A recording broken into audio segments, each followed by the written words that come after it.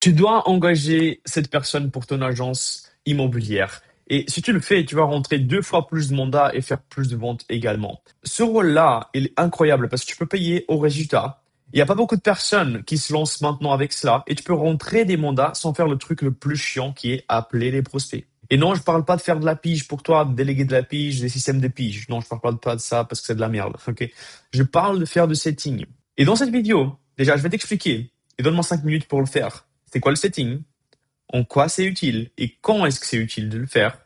Et après, je vais te donner les 12 choses que moi je fais et mes clients également ils font pour trouver, former et recruter le meilleur setter aujourd'hui. OK? Et payer au résultat, à nouveau. Tu payes au rendez-vous. Donc c'est hyper intéressant. Donc reste avec moi jusqu'à la fin pour avoir les 12 points hein, et donne-moi 5 minutes juste pour t'expliquer déjà c'est quoi le setting, tout ça. Et ça va commencer avec un échange que j'ai eu avec un client, un mandataire du réseau IAD France. Il était dans le sud, il avait beaucoup de leads à traiter, il y avait beaucoup de prospects, et du coup, il avait délégué à quelqu'un. Et donc, il avait payé quelqu'un pour le faire pour lui. Le problème, c'est que bah, lui, il arrivait à avoir beaucoup de rendez-vous avec les prospects, mais la personne qui prenait les appels n'arrivait pas à avoir des bons résultats. Et donc, il y avait un problème là-dessus, en fait, au niveau des résultats. Donc, on a échangé sur différentes choses, comment recruter et tout ça. Et tout ce que je vais t'expliquer par la suite, lui, il était tellement surpris qu'il fallait faire tellement de choses. Et moi, je dis oui, c'est pas la première chose, première personne que tu vas prendre hein, simplement parce qu'il fait ça. OK? Et donc, il y a toute une procédure que j'ai utilisée pour le faire. Et c'est pour ça que je voulais faire cette vidéo-là aussi, pour t'expliquer à toi, qui était dans la même situation où tu as beaucoup de prospects appelés et tu sais pas vraiment comment le déléguer, comment le faire, bah, regarde cette vidéo jusqu'à la fin et tu pourras le savoir. C'est quoi le setting déjà? Si tu te demandes c'est quoi le setting, pourquoi c'est important, ce genre de choses. Alors, le setting, c'est simplement le fait de fixer un rendez-vous avec un prospect qui est qualifié. Donc, le but du setter, c'est de qualifier la personne et de fixer le rendez-vous avec cette personne-là, le rendez-vous physique. Ok, quand tu es un agent immobilier, le but, c'est d'avoir un rendez-vous physique pour faire souvent une estimation et après la rentrée de mandat. Souvent, on divise en 2 rendez-vous, R1, R2. Mais le plus important, c'est le R1 parce que le R1, c'est ça ce qui va te donner le plus de contact, enfin le premier contact avec la personne. C'est ça souvent le plus compliqué. Et donc c'est ça ce que le setting, ce que le setter il va faire. Et en quoi c'est utile? Pourquoi c'est utile? Très intéressant, c'est ton effet de levier le plus important dans ton activité. C'est le temps. Ok, le temps, c'est le truc le plus important. Et on est tous limités avec le temps. Et le temps que tu prends pour aller en rendez-vous, fixer le rendez-vous, enfin aller en rendez-vous et rentrer le mandat, et le temps que tu prends pour fixer le rendez-vous, c'est pas le même temps. C'est pas comptabilisé de la même manière.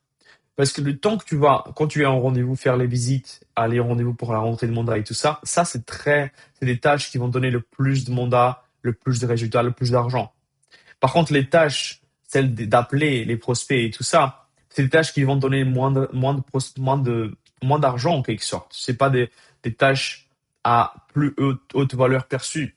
OK? Et donc, le but, c'est de faire une des 3 choses. Soit on peut éliminer, souvent il y a des différentes tâches qu'on peut éliminer simplement et récupérer du temps derrière. OK? Comme des trucs à la con de faire un logo, de faire un site, ça on peut simplement éliminer. Pas besoin de faire ça. Deuxième chose, c'est de automatiser. Tu peux automatiser différentes tâches avec souvent l'IA maintenant, des manières d'automatiser des choses, des suivis administratifs, des trucs comme ça. L'IA maintenant joue un rôle important là-dessus. Et troisième chose, c'est de déléguer. C'est de payer quelqu'un pour le faire à ta place. Et souvent, ils font même mieux que toi parce qu'ils vont prendre tout le temps de le faire et ils font juste faire ça. Et donc, très intéressant. Par contre, il y a enfin, c'est plus cher, ok, il y a plus de contraintes, mais c'est ce qui te donne souvent le plus de résultats aussi, ok, et c'est plus maîtrisable, c'est plus contrôlable à 100%, alors que bah, tout le reste, c'est pas vraiment très faisable. Euh, et donc, ça, c'est en quoi c'est utile, parce que tu peux gagner 5 fois plus, 10 fois plus d'argent, parce que tu vas avoir enfin, le temps qui va être visé sur ce qui est le plus important pour l'activité, qui est les rendez-vous physiques, ok. Quand est-ce qu'il faut le faire? Alors, moi, je conseille de le faire quand tu as un processus en place pour avoir des prospects qui viennent vers toi. Alors, c'est quelque chose que je mets en place pour mes clients, donc pour qu'ils puissent avoir les prospects. Et nous, on parle des prospects qualifiés parce que t'as deux approches. Soit tu veux avoir beaucoup de volume, et dans ce cas-là, tu as sûrement besoin d'un setter. OK? Tu Parce que quand tu as beaucoup de volume de prospects à appeler, tu peux pas, enfin, ça prend tellement de temps en fait à appeler tout le monde. Et moi je sais parce que moi je le faisais. Tu vois, il y a 3 ans, je faisais ça pour des agences immobilières. Donc j'étais celui, j'étais le setter en fait, en quelque sorte. Donc j'appelais les prospects pour mes clients qui étaient agences immobilières et agents. Et du coup, je gagnais à la performance aussi. Donc, ce que je te dis dans cette vidéo, c'est exactement ce que je faisais. Ok?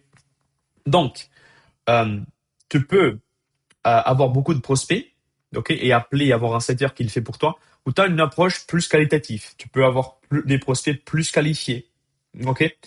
Et dans ce cas-là, en fait, notre solution avec ce client-là d'IAD France, bah lui, on a développé un peu les deux. Il avait déjà beaucoup de prospects à appeler, il avait un setter. Ce qu'on a fait, en fait, c'est qu'on a fait beaucoup plus de prospects qualitatifs. Donc, on a eu moins de prospects, mais plus qualifiés. Et après, on a eu le setter qui appelait les prospects là aussi. Donc, lui, il gagnait aussi plus d'argent. Il prenait plus de temps, plus moins de temps également. Donc, c'était très efficace. OK? Mais ça, c'est quand est-ce que tu dois le faire? Il faut avoir un système de maîtriser déjà le prospect, d'avoir le premier contact, ok, le lead. Si tu vas dans ma chaîne YouTube, tu vas voir plusieurs vidéos qui vont te montrer comment faire des publicités, comment faire des différentes choses, différentes tâches, disons, sur des publicités euh, pour avoir des prospects. Mais tu peux faire également des emails automatiques. Tu peux faire des messages d'SMS pige. Et une fois que tu as la réponse positive, tu peux l'appeler la personne et ça, c'est le setting déjà. Tu peux euh, faire du contenu et ensuite échanger avec les personnes et une fois qu'ils sont intéressés, appeler à nouveau. Tu vois? Donc, tu peux faire plein de différentes choses. Moi, je conseille toujours faire des pubs parce qu'à nouveau, le temps, c'est très important et les pubs, tu peux automatiser à 100%. OK? Bon, pas à 100% à 100% tout le temps, mais au moins tu peux le déléguer. Si tu travailles avec moi, d'ailleurs il y a un petit lien en description, tu peux le faire, tu peux déléguer ce côté-là, et moi je travaille pour toi. Donc tu peux simplement gagner plus d'argent parce que tu vas te focaliser sur les rendez-vous qui tu vas avoir en physique. Ok? Donc ça c'est comment est-ce que tu dois le faire. Comment est-ce que tu dois le faire? Ok? Là c'est le plus intéressant de la vidéo, c'est vraiment ces deux choses que j'ai mis en place et que je mets en place tout le temps pour recruter quelqu'un, surtout un setter. Et donc, j'ai déjà recruté, je pense, qu'une quinzaine de personnes de cette manière-là. Et c'est la meilleure manière, je trouve, de recruter quelqu'un. Il y a 12 choses que je fais à chaque fois. Première chose, c'est de créer un poste par rapport au job en question. Et je vais préciser souvent que bah, les gens, ils doivent appeler des prospects entrants dans le secteur de l'immobilier, donc des propriétaires qui veulent vendre leur maison et il peut gagner jusqu'à 5 000 euros par mois, euh, remote. Donc, il n'a pas besoin d'avoir un endroit fixe. Il peut travailler de chez lui. Et c'est à la performance également. Donc, ça, c'est les choses que je mentionne dans le post. Je mentionne pas beaucoup de choses en plus. Et après, je donne un appel à l'action de m'envoyer un petit message, ou de laisser un commentaire, ou de m'envoyer un mail pour en savoir plus. Et moi, je vais créer ça dans 3 différentes plateformes, disons. Première chose, c'est le truc le plus intéressant, c'est les groupes Facebook. Tu vas sur le groupe de setting en France ou assistant d'appel en France ou assistant simplement virtuel France ou même des groupes avec euh, disons du, la pige en fait. Tu peux faire aussi des groupes de piges parce que souvent la pige c'est plus compliqué que le setting lui-même. Donc ça tu peux le faire également. Et donc tu vas essayer de rentrer dans tous les groupes là-dessus. Tu peux le chercher sur Facebook et après tu mets des posts là-dedans, ok, sur les groupes. Et ensuite les gens ils vont commenter ou ils vont t'envoyer un petit message et ça c'est après la suite. Deuxième chose c'est que tu peux créer un compte Indeed et Indeed c'est très intéressant actuellement. Je trouve que c'est des bons résultats. J'ai eu je pense que j'ai eu 100, plus que 150 candidats pour un poste récemment. Ça marche très très bien. Et tu peux faire le post là-dessus. Et après, les gens, ils vont mettre sur leur CV et tu vas voir leur CV et ce qu'ils font et tout ça. Donc, c'est très intéressant. Et troisième chose, tu peux poster également sur LinkedIn. Tu peux aller sur LinkedIn, poster le job en question et tu vas avoir des personnes qui vont t'envoyer également un mail. Je pense que c'est un peu limité pour 20 personnes, un truc comme ça. Mais tu peux déjà avoir quelques candidats également là-dessus. Le plus important dans le post également, c'est que tu vas mentionner que bah, pour devenir un candidat, ils doivent remplir un Google Form. Tu vas créer un Google Form, un formulaire de Google, Et tu vas poser quelques questions par rapport à eux, par rapport au job, voir si ça colle avec ce qu'ils cherchent et tout ça. Et après, tu vas te demander de mettre une vidéo expliquant qui ils sont et comment est-ce qu'ils pourront aider à toi dans cette tâche d'appeler. Ok, donc tu veux essayer vraiment de voir s'ils sont vraiment qualifiés pour le faire. Et la vidéo, je trouve que c'est une très très bonne manière de vraiment trier les gens au max. Donc, parce que ça revient à la deuxième étape en fait. La deuxième étape, c'est d'attendre jusqu'à avoir une centaine de candidats. Ok, tu vas attendre d'avoir plus que 100 candidats qui remplissent le formulaire ou qui sont intéressés déjà. Et après, la troisième chose, c'est que tu vas faire des appels, ok, par Google Meet par exemple, avec tous ceux qui ont envoyé une vidéo. Et donc, de ces 100 personnes plus, tu vas avoir peut-être 20 personnes, 30 personnes max de ces 100 personnes qui ont fait la vidéo. Et donc, tu peux vraiment trier beaucoup de personnes comme ça et de voir à quel point ils sont intéressés. Ça, c'est une étape cruciale que je mets en place à chaque fois parce que moi, je veux vraiment que les gens, ils aient envie de faire la vidéo. J'ai envie de parler, de voir comment ils parlent, comment ils s'expriment, surtout parce que tu vas faire des appels. Donc, ça, c'est important. S'ils sont à l'aise, ok, voilà, s'ils sont débrouillards aussi, tu vois. Très important. Et de voir s'ils suivent des consignes. Moi, je dis une vidéo de 60 secondes. Si ça dépasse beaucoup, s'ils mettent une vidéo de 5 minutes, bah, largement, c'est dépassé. Donc, il a pas bien lu la consigne, tu vois. Donc, comme ça, tu peux faire vraiment le tri. Quatrième chose, tu vas enregistrer ces appels. Tu vas enregistrer ces appels avec Google Meet. Ok, tu peux l'enregistrer automatiquement ou avec une IA ou quoi que ce soit. Pourquoi c'est important? Parce qu'à la fin d'avoir fait tous les appels, les 20 appels par exemple, tu as fait les 20 appels, tu as enregistré tous les appels, tu vas pas les qualifier directement. Tu vas pas voir qu'est-ce qui est mieux, qu'est-ce qui est pas bien. Non. Tu vas attendre et tu vas prendre un fichier Excel et tu vas réécouter tous les appels à nouveau. Et à ce moment-là, tu vas faire une chose qui est la plus importante, je trouve. C'est la cinquième chose. C'est que tu vas regarder tous les appels et tu vas mesurer comment ils ont répondu aux questions. Et dans l'appel, alors je n'ai pas vraiment bien expliqué, mais dans l'appel, il y a 5 choses que tu veux demander.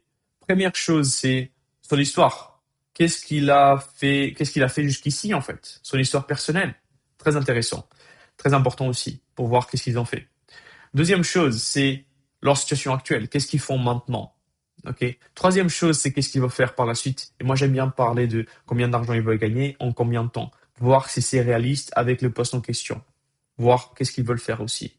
Quatrième chose, c'est pourquoi. Pourquoi est-ce qu'ils veulent gagner cet argent-là en ce temps-là? Pourquoi? Qu'est-ce qui motive à le faire? La motivation, c'est hyper important. Parce que si tu as par exemple une femme qui est toute seule avec 2 enfants, bah, je te le dis, cette personne-là, elle va vraiment bien travailler pour toi parce qu'elle aura vraiment la motivation de gagner de l'argent parce qu'elle a 2 enfants à traiter et tout. Donc, tu vois, c'est différent. Il y a une motivation différente. Si lui, il le dit, bah ouais, parce que j'aime bien l'argent, c'est mort en fait. Tu vois, il n'y a pas de motivation derrière. S'il y a un problème ou quoi que ce soit, il va tomber, il va plus suivre ton job. Donc, très important d'avoir une motivation derrière. Et après, tu vas demander s'ils ont des questions par rapport à toi. Et là, tu peux mesurer à quel point ils ont fait des recherches par rapport à toi, s'ils ont des bonnes questions. Et moi, j'aime bien mesurer ça aussi. C'est une bonne chose. Donc, les 5 choses, moi, ce que je fais, c'est que je vais mettre dans un fichier Excel les 5 choses. Et après, je vais le mesurer de 1 à 10. À la fin d'avoir fait tous les appels avec tout le monde, je vais le mesurer. Pourquoi ne pas faire directement après le premier appel, par exemple? Parce que tu ne peux pas comparer avec tous les autres. Donc, tu peux pas dire, ouais, celui-là, maintenant, il est 7 sur 10, mais basé sur quoi? C'est quoi c'est quoi ta référence? T'as pas de référence. Donc, tu dois faire tous les appels et après, tu dois mesurer tout ça. Et donc, ça, c'est la cinquième chose. La sixième chose, c'est que tu prends les 2 meilleures personnes qui ont le score le plus haut. Tu prends les deux et tu vas le dire. La septième chose, c'est que tu vas faire un essai avec ces 2 personnes pendant 2, 3 semaines. 2 à 3 semaines, disons. 2 semaines ou 3 semaines, peu importe. Je veux dire, toi, tu vas être en concurrence avec lui. Ceux qui ont fixé le plus de rendez-vous qualifiés, c'est celui qui gagne le poste. Et c'est celui qui travaille avec moi full-time, à temps plein. Et donc, comme ça, ils seront motivés, ils seront un peu en concurrence avec l'un avec l'autre. Ça c'est trop bien. Et ça, c'est la huitième chose déjà. Donc, c'est celui qui fixe le plus de rendez-vous qualifiés qui gagne le poste après. Et on rentre dans la neuvième chose, c'est la rémunération. Moi, j'aime bien faire deux rémunérations différentes. Par rendez-vous qualifié fixé. Moi, par exemple, 25 € par rendez-vous qualifié fixé avec un propriétaire. Et deuxième chose, c'est par mandat signé, par mandat exclusif signé. Pourquoi? Parce que ça va motiver les gens à faire les rendez-vous qualifiés et à avoir des mandats qui sont signés derrière. Et donc d'avoir des prospects qui rentrent avec qui tu peux signer des mandats. Ok? Et donc comme ça le motive vraiment à travailler de cette manière-là. Et donc par exemple le bonus du mandat, ça peut être 100 euros, par exemple 150, peu importe. Tu peux vraiment cibler, faire un chiffre pour toi. Ça dépend de ta commission, de tes prix, voilà, de tout ça. Mais prends un chiffre et essaie de négocier avec lui, voir si c'est cohérent. Souvent, quand tu n'es pas très très connu et tu n'as pas beaucoup de candidats, bah, là, en fait, tu dois peut-être augmenter un peu plus les chiffres, les prix. Par exemple, pas 25 euros par rendez-vous, mais peut-être 35, 40, tu vois, maximum 50. Euh, mais voilà, et après les mandats exclusifs aussi, tu vois. Euh, Très important de faire ça, de donner deux rémunérations un peu différentes pour donner de la motivation en plus. Comme ça, ils gagnent aussi de plus d'argent, ils sont contents à long terme. Très important. Dixième chose, c'est que pour le recrutement idéal, tu dois savoir qu'est-ce que les gens ils doivent faire. Ok, tu dois avoir fait ça pendant peut-être un mois, 2 mois, pour que tu comprennes qu'est-ce qui doit être fait. Tu dois savoir appeler les prospects. Tu dois créer des processus pour le faire. Moi, j'aime bien créer des processus pour tout. La séquence d'appel. À chaque fois que tu as un prospect, combien de fois tu l'appelles? Comment tu le fais? Et par exemple, moi, je le fais à chaque fois qu'il y a un appel, qu'il y a un prospect qui vient, mon setter, il reçoit le prospect, il appelle 2 fois directement. Et après, il attend 4 heures, il appelle à nouveau, s'il n'a pas reçu à avoir l'appel avant. Et après, le lendemain aussi, le lendemain, jusqu'à avoir l'appel avec la personne. Et je fais ça ensuite pendant 7 à 10 jours de suite. Tu vois? Ça, une bonne séquence d'appels. Très important. Deuxième chose, c'est le script. Tu dois avoir un script pour qu'il sache quoi dire à quel moment, tout le temps. Dans l'introduction, dans la qualification, quelles sont les questions qu'ils doivent demander aux personnes pour les qualifier. Donc, c'est basé sur quoi, en fait, tu dois les qualifier? C'est peut-être dans combien de temps est-ce qu'ils veulent vendre? Si, s'ils veulent vendre dans les 3 mois qui suivent, bah, tu peux fixer l'appel. Si, est-ce que tu veux avoir des mandats plus exclusifs? Donc, tu vas demander s'ils travaillent déjà avec un agent immobilier. Et si c'est déjà le cas, tu ne veux pas fixer le rendez-vous avec lui. Ça peut être aussi un élément de qualification. Mais essaie d'avoir au moins deux, trois questions max. Trois max, mais deux, c'est bien. Deux questions qui peuvent qualifier la personne. OK? Euh, et il faut que le secteur il sache quoi dire, comment le faire tout le temps. Parce que sinon, il va sauter dans le vide, il va pas savoir quoi faire. Surtout s'ils n'ont pas d'expérience par le passé dans le secteur et tout, tu vois. Et donc, le but, c'est quand même de prendre quelqu'un qui est motivé, ok, et de recruter à ta sauce. Donc, tu veux vraiment le mettre de, de, de, de, de- qu'il sache exactement de qu'est-ce que tu veux, ok. Euh, et la 11e étape, c'est qu'à la fin de chaque jour, tu vois, la personne, elle va remplir un Google Sheet, donc un Excel, pour le suivi chaque jour. Donc, il va faire enfin, le nombre d'appels qu'il a essayé de faire, combien de personnes il a réussi à joindre, combien de personnes il a réussi à parler pendant 1 minute, ok? Parce que ça va montrer à quel point les gens ils disent ouais, je suis pas occupé, enfin, je suis occupé, je peux pas maintenant, ou un truc comme ça. Donc, on veut vraiment mesurer ce côté-là. Quatrième chose, c'est mesurer combien de personnes sont qualifiées, ok? Combien de personnes ont répondu bien aux deux questions, par exemple, oui, oui, ou non, non. Non, non, c'est pas qualifié. Euh, Moi, je mets par exemple, les deux questions doivent avoir une réponse spécifique pour que la personne soit qualifiée, par exemple. Donc, ça, c'est qualifié. Et après, dernière chose, c'est combien de rendez-vous bookés. OK, combien de rendez-vous bookés? Ça, c'est la dernière chose, c'est le plus important. Et c'est comme ça aussi qu'ils peuvent mesurer la commission. OK, combien est-ce qu'ils vont gagner avec ces rendez-vous et tout ça. Et tu peux faire aussi, ça c'est la douzième chose, c'est la dernière des choses, c'est que tu peux faire un appel chaque jour avec le setter pour peut-être 10 minutes, 15 minutes par WhatsApp, juste pour voir leur ressenti, les résultats, comment est-ce qu'ils se sentent, qu'est-ce qu'ils ont dit, s'ils ont des problèmes. Voilà, échanger un peu. Et après, moi, je fais aussi un appel par semaine de 30 minutes à peu près pour comprendre s'ils ont des problèmes, s'ils doivent changer les scripts. Voilà, ce genre de choses, la vue globale de la semaine, les résultats, les tendances. On parle de tout, en fait, dans l'appel. Et aussi de créer une relation long terme, de créer une relation qui peut être intéressante à long terme aussi. Très intéressant aussi.